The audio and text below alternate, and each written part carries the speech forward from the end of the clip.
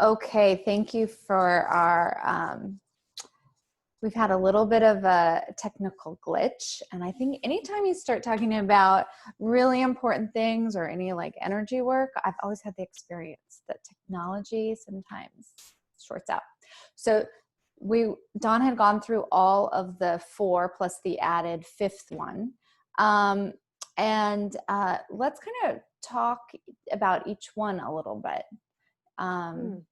So the first one about saying, basically keeping your word, is that what it states, or do you want to? Which reminds me that we should give full credit to the makers of the book, the four Agreements, which is written by Don Miguel Ruiz, I think that's how you say his name, and Janet Mills. And the book is called The 4 Agreements, A Practical Guide to Personal Freedom.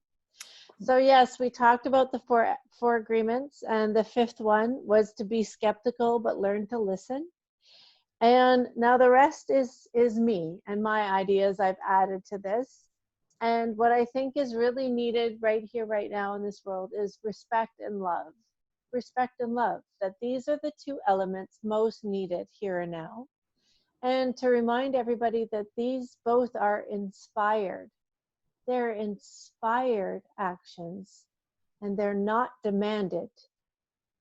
So, you know, I feel the expressed trauma of the riots, but I strongly resonate with the police officers on their knees and how that is an empathy building exercise that creates love and respect, and that we all have those moments of choice here and now, and that if we express true empathy and understanding, even starting with ourselves, that opens and creates love and respect and the options around that.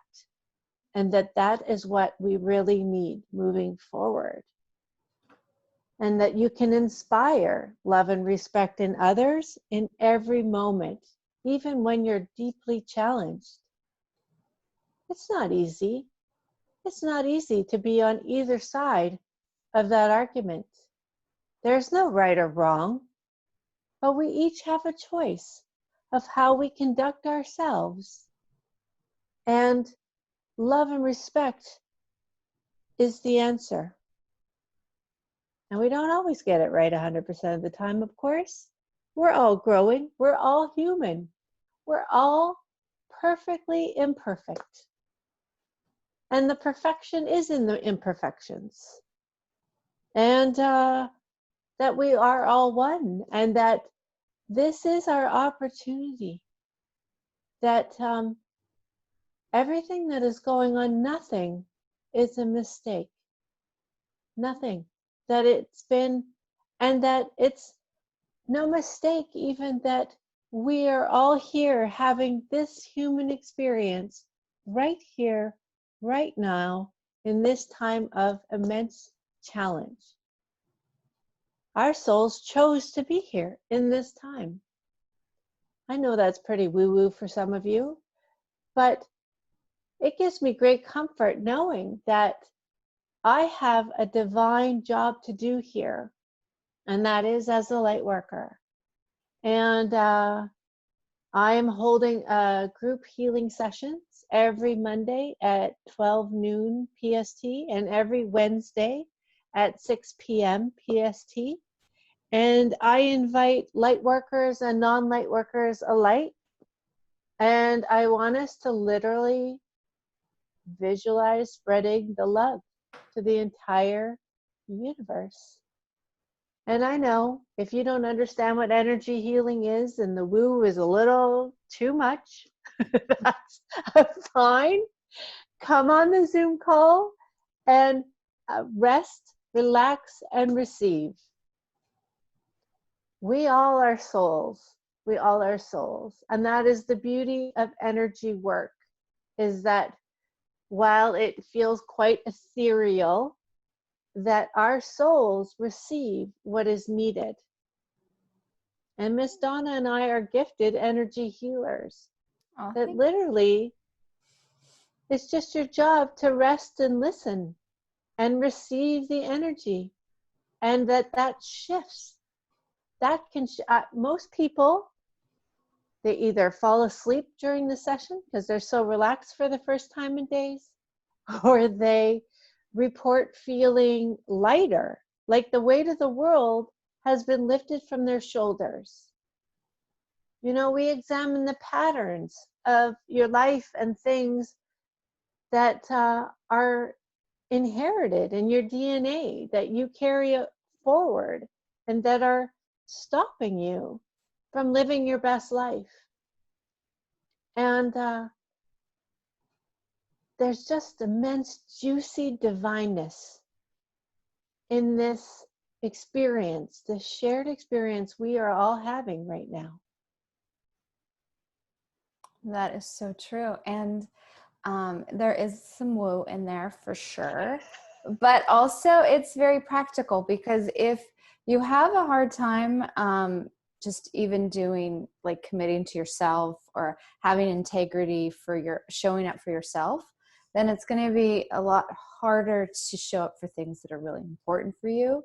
And also I've seen and I've experienced that when I don't really know what I feel or think or what I'm sensing what's going on, then I'm more swayed by the external. And then I maybe want to do this and I want to do that. I want to do everything, but then I can't. So it's by doing some practices where you either go on the Zoom call with Dawn Live or do some healings or however that works to kind of clear away what's like holding you back or what's blocking unconsciously that's working underneath behind the scenes. If those are still kind of running you, and it makes you not as clear to kind of figure out what your voice is, what your truth is, and how to show up for your word and what that means. Sometimes it's making sure that you do, I don't know, whatever it is, exercising every day, or just, you know, a lot of times when we break these little tiny promises to ourselves, then that really has a triple ripple effect. But not to say that you have to be rigid. And there's a fine line between, I think, between showing up and having integrity and feeling like you want to always keep your promises or your integrity, where that flips and kind of turns on you, where you feel overburdened or pressured or it's too much. So by releasing some of these inherited patterns or something trapped as a child, or if all the emotions that's been going on, that juiciness. So there's a lot of juiciness with the emotions and thoughts running around and ideas and what should you do, what shouldn't you do, but really to take the shoulds away and find out what do you want to do? Like, what is your heart calling you to do? Where are you in that level with love for yourself? Because you can't love other people if you don't love yourself, really. And compassion is a higher version of love. So, and compassion takes a lot of power. So you can be compassionate, but it's not on a deep level. It kind of, once you really love yourself, what I found is then you can really behave in a way that's loving to others, because you could give love and receive love, but on that deep level where you're living a loving life, that is when, you know, when your behaviors are always loving and in that regard, and you don't have to think about it so much, or like, oh gosh, I feel bad, that wasn't really nice. Like all that goes away, you know, really like you're loving yourself and you can give others. It's not, I love everyone, but then I'm kind of a horrible person to people, or I'm snotty to the people on the phone, or when people can't see me, you know, it's like, right. I think and you know, it kind of goes back to that fourth one of, yes, we're all doing the best we can, and we can, and that should be honored, because every moment you're doing the best you can, because if you could do better, you would. Everyone kind of, I think, would agree to that. Well, this kind of goes back to the basic principle as well, that we have two voices. We have our soul voice, Mm-hmm. and we have our busy brain voice, right?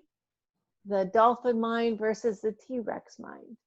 And that the fight or flight and what is elicited. So even all those people in the darkness expressing their anger and with violence, and even how the violence begets more violence. Instead of making them wrong, what if we just love and have compassion for them? That they are overwrought and not fully connected to their soul voice. Mm-hmm. They're not connected to their soul voice that would tell them that the violence isn't the answer. Yeah, you really need suppression, repression of emotions of anything. At some point, it's going to come out to the other way. Like, so it's just all the, and I like the compassion because people are hurting. And so people, when they hurt, if you don't know a different way, sometimes you act out or you think that it's going to benefit you because you're justified in it. Mm-hmm. And to look at each individual as like, oh, they must be a lot of hurt going on in order to and have that you experience. Just see and feel that pain. Oh, yeah. As an empath, I see that. And again, it's about protecting our energy and doing caring for oneself and choosing the love over the fear. Because you and I both have had immense moments of being triggered in this time. And it is hard. It is hard to stay in the space, and we don't get it all right. We Not just at all. don't. And but this is the thing, the energies are coming in fast and furious. A lot is being asked of us. A lot. And you know, and everything is a practice, and there's nothing perfect, and there's no would, shoulds, or coulds. There's no right or wrong. Just do your best. And be very gentle with yourself. And if you can't find the acceptance and understanding from someone outside, then to learn how to give it to yourself, I think is key. Because with all these energies coming in, it could, on all levels, when you're learning something, whether it's new, whether it's about yourself or something like study or whatever, you also, there's a time when you take it in, and then there's a time of integration and resting. And that is also key to absorb it and to keep your system like fully healthy and functioning. You have to build in the rest time to kind of let things marinate, to let things were settle. To the last point of what the agreements are, is that really the skepticism is really more about discernment. I hear it as like you have all this information and there's truth in everything, but you have to find out what that truth is for you. Sometimes it's not so obvious. And to be discerning first before just taking everything at face value. So you trust yourself, and then you know how to show up in the world and do the rest of those 4 agreements, because there has and to. And again, responding instead of reacting. Mm-hmm. And hence the practice of meditation, which grows that gap between responding and reacting. Because if we all just reacted,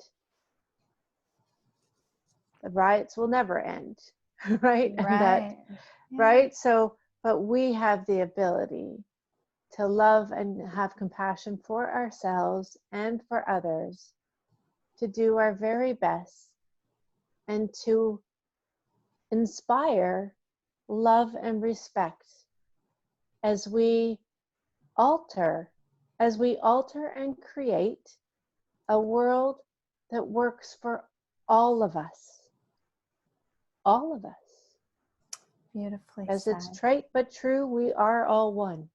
Yes, and to inspire each other to create in each other respect and love. And if Like, I'm not feeling it. If someone else inspires it in me, be seeing it in me, if I don't, then that's inspiring each other to kind of grow. So not every day you're going to feel this, like, I just don't think it's practical. Like, oh, love, respect, but that could be there underneath, and then just someone to kind of remind you that you are a being of love. Well, I'd like to talk about intention. Okay. Intention is everything. I'd like to talk about a process of pre-paving. Pre-paving.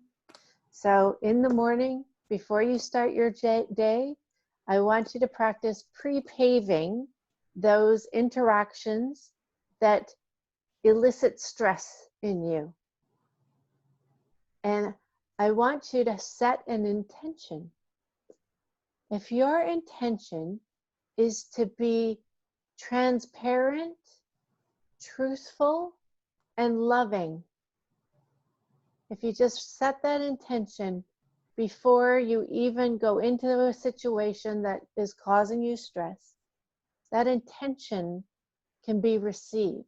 It is an energy. You choose that energy and you pre-pave the situation. And I know from personal experience, pre-paving really works. If you have that conversation or that meeting with the boss and you think you're going to get raked over the coals and you go in fired up and pissed off, it goes that way.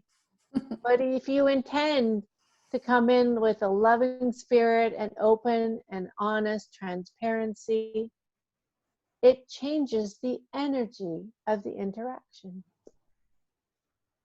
I love that. I love that. Like, that is a great way to end our talk today, is just to kind of remember that, going in with the intention, with all of those things underneath, so you can go to the inspiring of the love and the respect, and kind of, I don't want to say tweeze it out, but if you come in with love and respect for the other person, then that is also gonna, with that pre-paving of how it's gonna go, like, you can think of how anything's going to go if you think with the intention that you're going to be open and loving, or whatever your intentions are, then that's more likely to happen than the other way, with the fighting and defending and here's my list of how I'm right and you're wrong.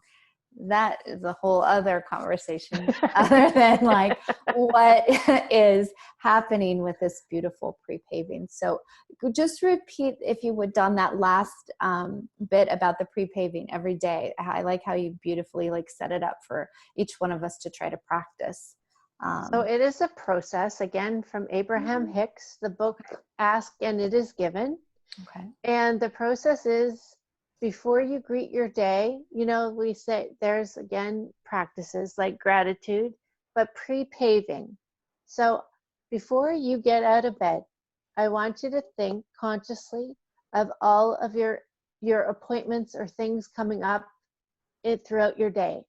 The play date, the minute, or the meeting you have, or the Zoom meeting, or the interview, or dinner with your family, and all the things. And go through your list, your to-do list, and pre-pave your intention for each of those things before you get out of bed or in the shower. The shower is an amazing place. Pre-pave your intentions and watch if that doesn't single-handedly shift how you are received in each of those situations. Beautiful. I love that. I'm going to add that to my daily sort of routine. Practice. Yeah. So I just want to thank everyone again for joining us. If you have any questions about or comments about anything we've said, please go ahead and email us. Our email is askdawnanddonna@gmail.com. You can also leave any comments below, and we try really hard to get back to you within 24 hours with a response.